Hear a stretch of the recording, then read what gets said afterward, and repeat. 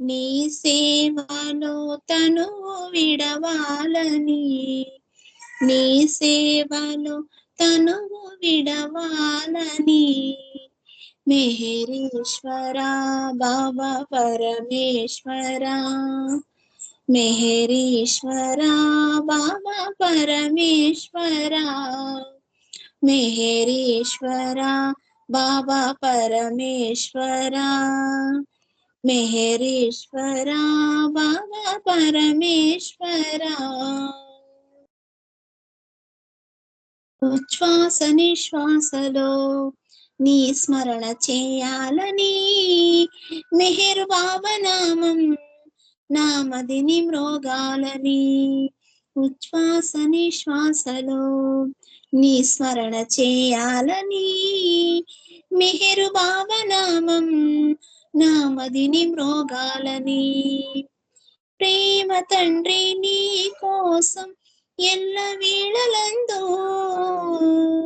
మెహేర్ మెహేర్ మెహేరని, మెహేర్ మెహేర్ మెహేరని, మెహేర్ మెహేర్ మెహేరని. ప్రేమ తండ్రి నీ కోసం ఎల్ల వేళలందు, ప్రేమ తండ్రి నీ కోసం ఎల్ల వేళలందు. ఈ తనువు సాగిపోని మెహేర్ మెహేరని, ఈ తనువు సాగిపోని మెహేర్ మెహేరని. దినమంత నీతోనే గడపాలని, దినమంత నీతోనే గడపాలని. క్షణ క్షణము అనుభూతి పొందాలని, క్షణ క్షణము అనుభూతి పొందాలని.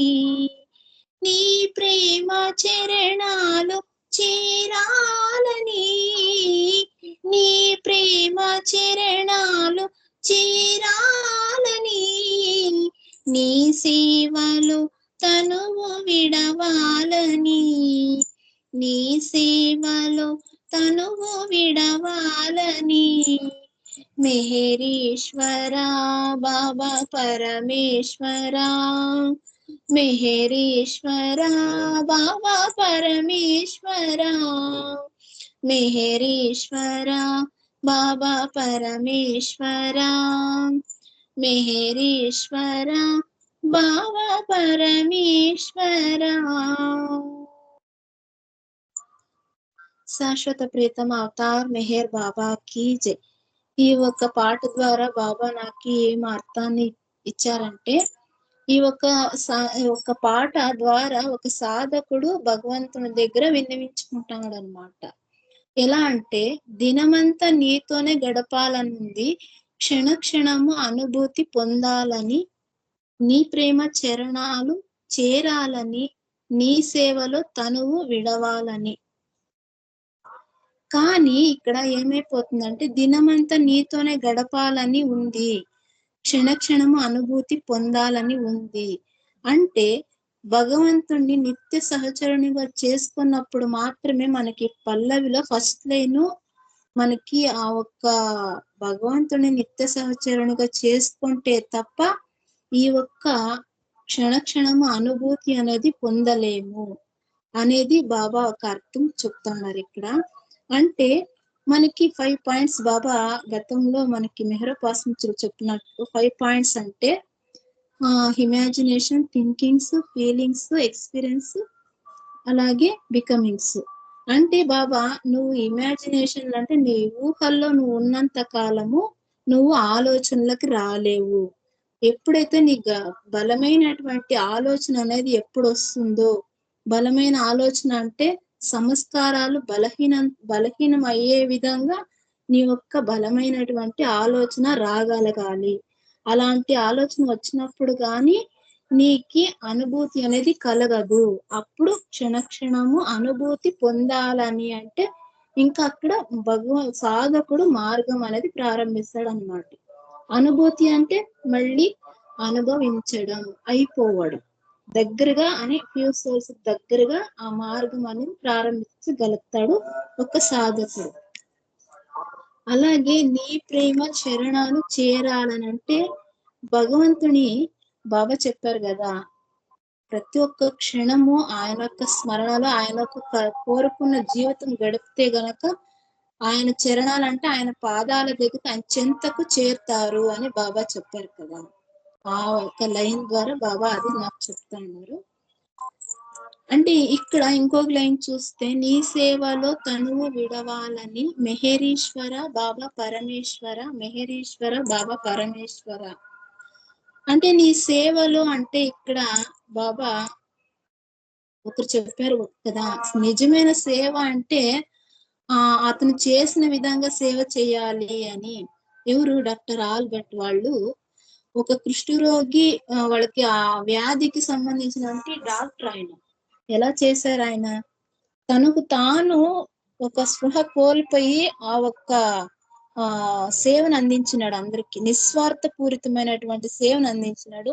ప్రతి ఒక్కరిలోనూ ఆయన చూడగలిగాడు భగవంతుణ్ణి, ఒక జీసస్ ని చూసుకోగలిగాడు ఆయన సేవలో. ఎప్పుడు ఒకసారి ఆయనకి పక్షపాతం వచ్చింది. ఆయనకి కాలు సపోర్ట్ చేస్తా అనలేదు. అలాంటి అయినప్పటికి కూడా తన వైఫ్ చెప్తా అన్నప్పుడు నీ హెల్త్ చూసుకో, ఇప్పుడేం వద్దులే, నీ హెల్త్ చూసుకో అన్నప్పటికీ కూడా ఆయన ఎవరికో ఒక అడవుల్లో ఎవరో చిన్న హెల్త్ బాగలేదు, ఒక వృద్ధునికి హెల్త్ బాగలేదని ఆ ఒక్క సమయంలో కూడా ఉన్నప్పటికీ కూడా ఆయన అలాగే వెళ్ళి ఆయనకి సహాయం చేసి ఆయనకి జ్వరము ట్రీట్మెంట్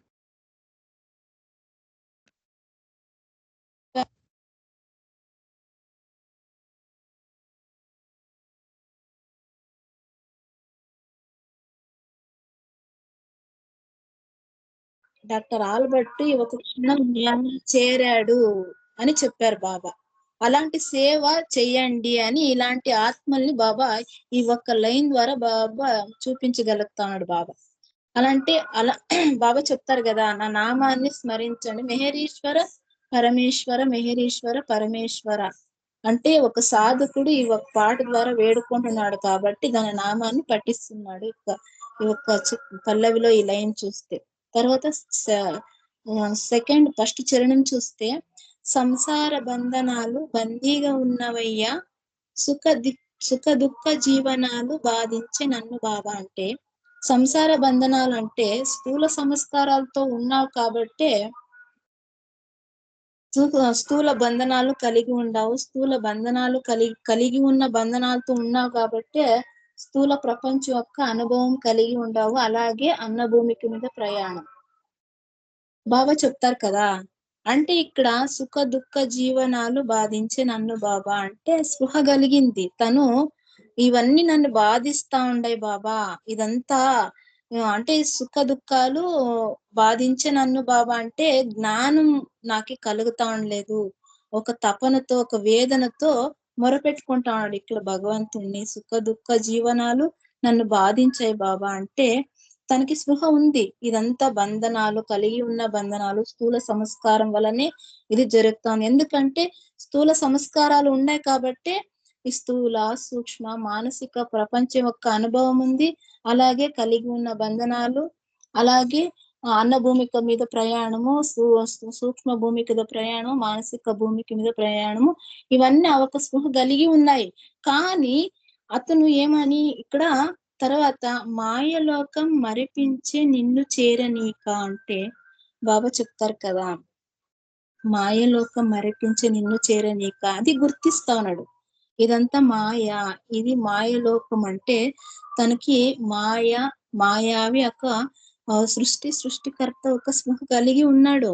కానీ నిన్ను చేరేకి నాకు అయితా ఉండలేదు బాబా అని ఇక్కడ వేడుకుంటాడు.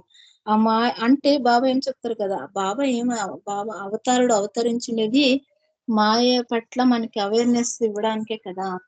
నేను అవతరించినది భ్రాంతి పట్ల అక్కడ ఏమీ లేదు, ఉంది అని ఒక భావంతో ఉన్నావు కాబట్టి నీకు భ్రాంతి పట్ల అవేర్నెస్ ఇవ్వడానికి నేను అవతరించాను రా అని బాబా చెప్తూ ఉంటారు కదా. కానీ ఒక మాయ పట్ల బాబా మనకి why God speaks why not God speaks లో మనకి సిక్స్త్ పాయింట్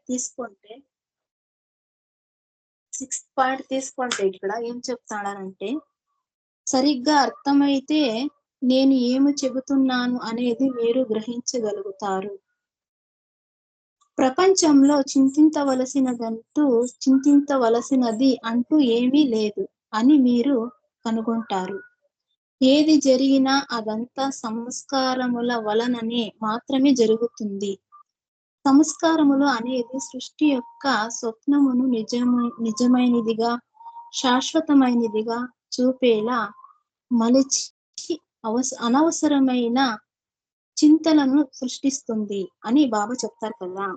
ఇది భ్రాంతిపూర్వకమైనటువంటి జీవితము. దీన్ని తెలుసుకో, ఏమీ లేదు కానీ నువ్వు అంత ఉంది అని నువ్వు ఆ లోకం వైపు నువ్వు చూసినంత వరకు లోకేశ్వరుడు అనేది నీకు గుర్తుకు రాడు. ఆ లోకం నుంచి నీ టర్న్ యువర్ ఫేస్ అంటాడు కదా బాబా, ఆయన వైపు చూస్తే గనక అక్కడ ఏమీ లేదు. అందుకే బాబా భ్రాంతి పట్ల అవేర్నెస్ ఇవ్వడానికి అవతరించామని బాబా చెప్తూ ఉంటారు మనకి. ఫస్ట్ చరణంలో నాకు బాబా ఇది తెలిపారు. లాస్ట్ చరణం చూస్తే, ఉశ్వాస నిశ్వాసలు నీ స్మరణ చేయాలని, మెహరు బాబా నామం నా మదిని మ్రోగాలని. అంటే బాబా ఉశ్వాస నిశ్వాసలలో నీ స్మరణ చేయాలని అంటే, బాబా నాకు ప్రతి క్షణము నిన్ను స్మరించాలని ఉంది. నాలో ఉన్న మనము ఆయన నామాన్ని ఎలా స్మరించాలంటే, నా ఉనికిని నేను కోల్పోయి నాలో ఆయన ఉంది. ఆ గురువు ఆత్మగా ఉన్నాడు. నా గురువు ఆత్మ నాలో కొలువై ఉన్నాడు. నాలో ఉన్న గురువు ఆత్మ కొలువై ఉన్న నా ఆత్మ స్వరూపాన్ని తట్టి లేపే విధంగా, నా భగవంతుని ఉనికిని తట్టి లేపే విధంగా ఆయన నామాన్ని స్మరించాలి. ఈ లాస్ట్ చరణంలో అంటే నీ శ్వాస కంటే దగ్గరగా నీ శ్వాసై నేనున్నానే అని చెప్తున్నాడు బాబా ఇక్కడ. నీ శ్వాసై నేనున్నానంటే మెహరు బాబా నామం నా మదిని మ్రోగాలంటే, మది అంటే మనస్సు అంటే మనసు ఎలా స్మరించాలంటే, మన మనసులో మనలో ఉన్న స్థూల సంస్కారాలు సహకరించే విధంగా, స్థూల సంస్కారాలని శ్రద్ధ పెట్టి ఆలకించే విధంగా ఆయన నామాన్ని మ్రోగించాల. మన మదిలో ఉన్నటువంటి ఆయన నామాన్ని మ్రోగించాల. ఆ శ్రద్ధ పెట్టి ఆ స్థూల సంస్కారాలు భగవంతుని విషయాలకు గాని, మనము నిజమైన జీవితం ఎప్పుడైతే మనం మొదలు పెడతామో, మన జీవితం నిజంగా ఆయన వైపు సరళంగా సాగాలంటే, స్థూల సంస్కారాలు సహకరించాలి అంటే మనలో ఆ మధ్యలో భగవంతుని నామం మ్రోగే విధంగా స్మరించాలా అని ఇక్కడ చెప్తున్నారు. మనకి బెస్ట్ ఎగ్జాంపుల్ అంటే మనకి వీళ్ళు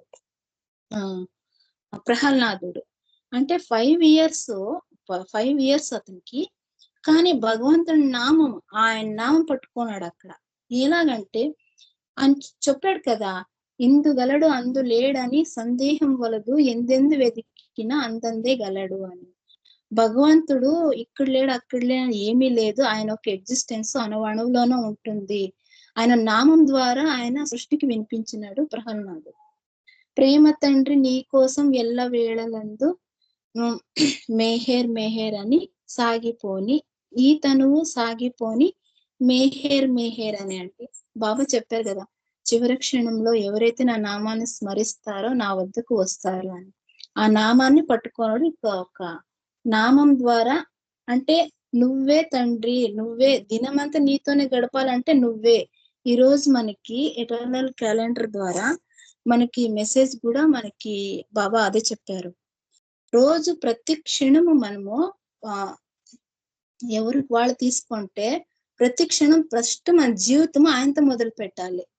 ఆ తర్వాత ముగింపు అనేది ఆయన చేతిలో ఉంటుంది. అంటే ఆ రోజు ముగింపు పడుకునేటప్పుడు జస్ట్ అలాగన్నా నన్ను భావించుకో, నిత్య సహచరునిగా చేసుకో. బాబా ఈ రోజంతా నేను ఇలా చేస్తా బాబా, నీతో మా ఫ్రెండ్స్ తో నీ గురించి మాట్లాడుతూ బాబా, మా అమ్మ నాతో ఇలా మాట్లాడుతూ, పాట ద్వారా ఇలా సత్సంగం ఇలా చేసుకుంటే బాబా, ఇలా మనం మామూలుగా ప్రాపంచికంగా ఇంట్లో ఇలా ఉంటే బాబా అనే దానికంటే బాబా నీ సత్సంగం నేను చేసుకుంటే, పాట ద్వారా నీతో అందరితో నేను పంచుకోండి, నీ రూపాన్ని పంచుకోండి, జీవితం పంచుకోండి బాబా అలా చెప్పుకునే విధంగా మనం తయారయ్యే కావాలనే బాబా ఈ రోజు ఎటర్నల్ క్యాలెండర్ ద్వారా మనకి ఒక సందేశం అందించినారు. కానీ బాబా ఏం చెప్తారంటే మీ ప్రేమ ఫస్ట్ నాతో మొదలు పెట్టండి. మనం ఏం చెప్తాం ఎవరికి వాళ్ళు తీసుకుంటే ఇప్పుడు ఫ్యామిలీ మెంబర్స్ ఉంటారనుకోండి. ఫస్ట్ మా అన్నని చూడాలా, మా అమ్మని చూడాలా, మా సిస్టర్‌ని చూడాలా. మన ప్రేమ వాళ్ళతో మొదలు పెట్టకూడదు. ఫస్ట్ ఆయనతో మొదలుపెట్టాలి మన ప్రేమ. ఆయనతో మొదలుపెట్టి అలా కొనసాగితే గనక ఆయన చెంతకి మనం చేరగలుగుతాము అని ఆ ఒక్క సందేశము ఈరోజు పాట ద్వారా నాకు ఈరోజు బాబా అర్థం చేపించినారు. శాశ్వత ప్రీతమ అవతార్ మెహర్ బాబాకి జై.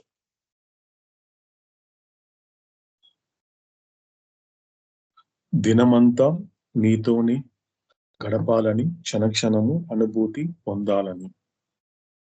సో ఈ యొక్క సాహిత్యంలో ఒక పదం ఉందండి, కాస్త అబ్జర్వ్ చేస్తే.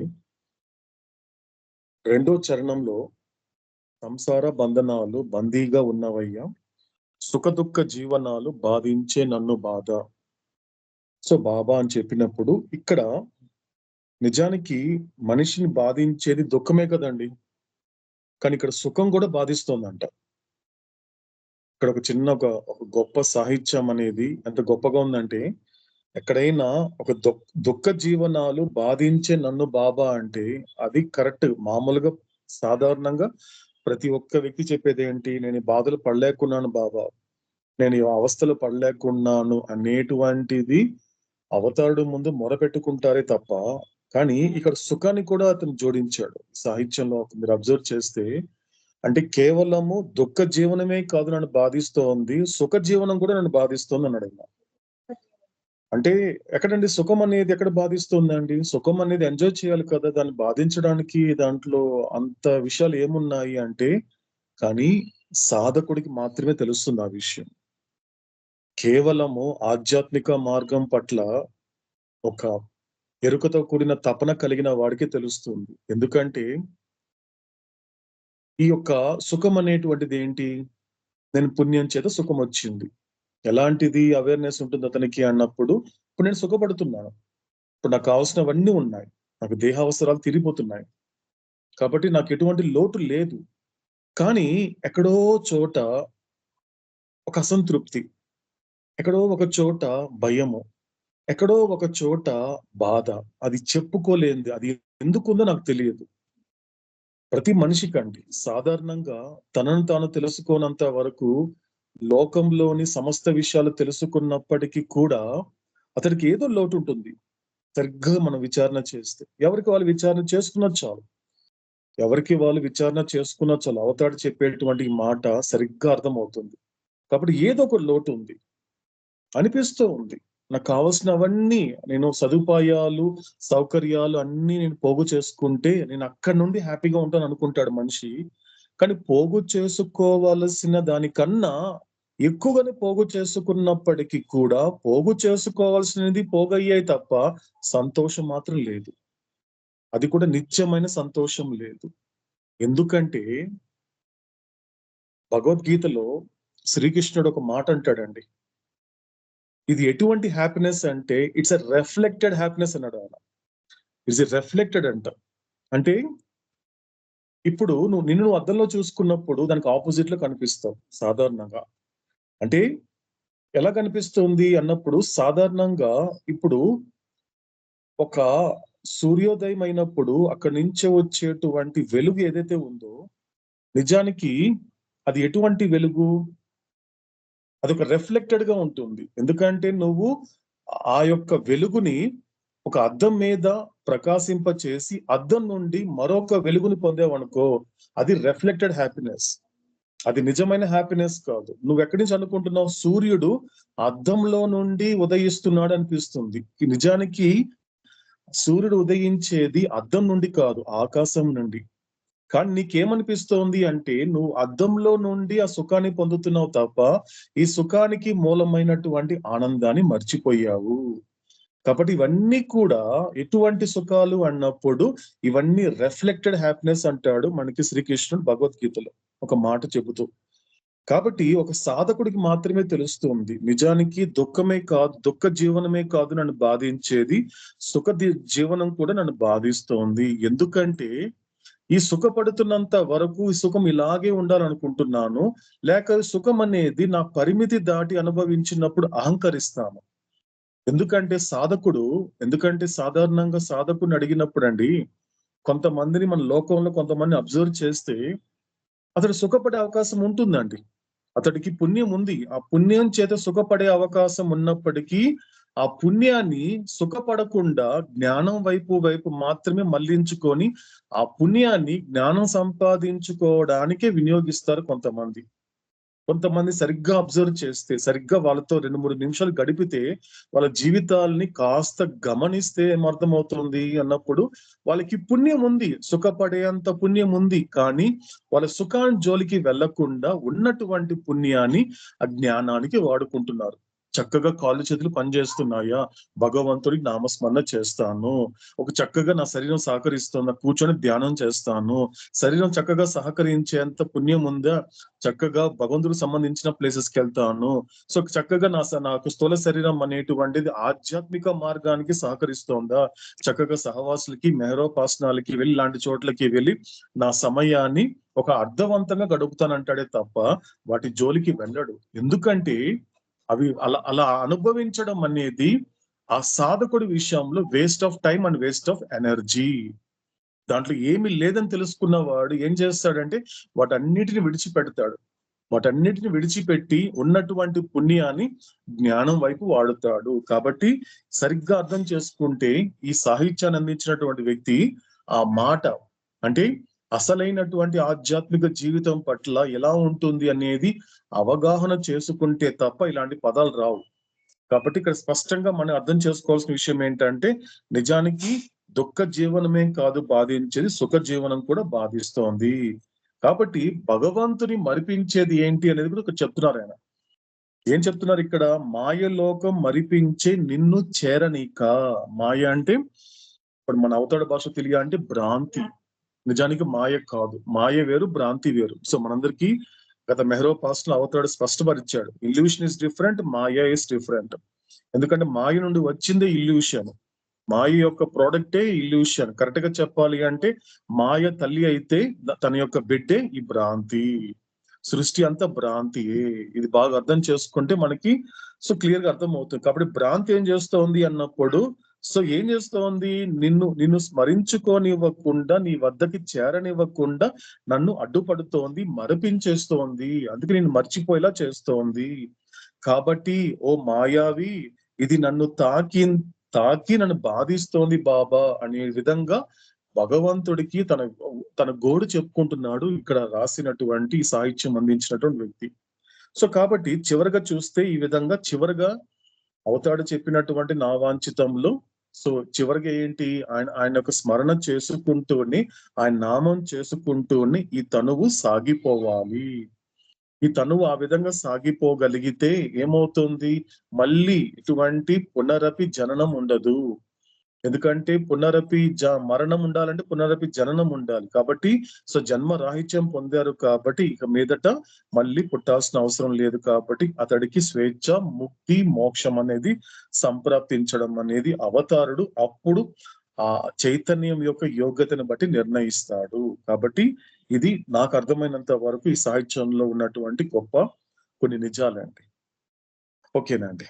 శాశ్వత ప్రీతం అవతార్ మెహర్ బాబాకి జై.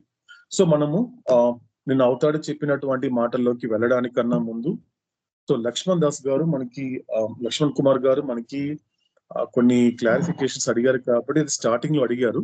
సో కాబట్టి ఆయన క్లారిఫికేషన్స్ ఏంటో మనము తెలుసుకునే ప్రయత్నం చేద్దాం. జయమేర్ అండి లక్ష్మణ్ గారు. జై బాబా. సత్యవతి గారు రికార్డింగ్ ఆపమ్మ ఒకసారి.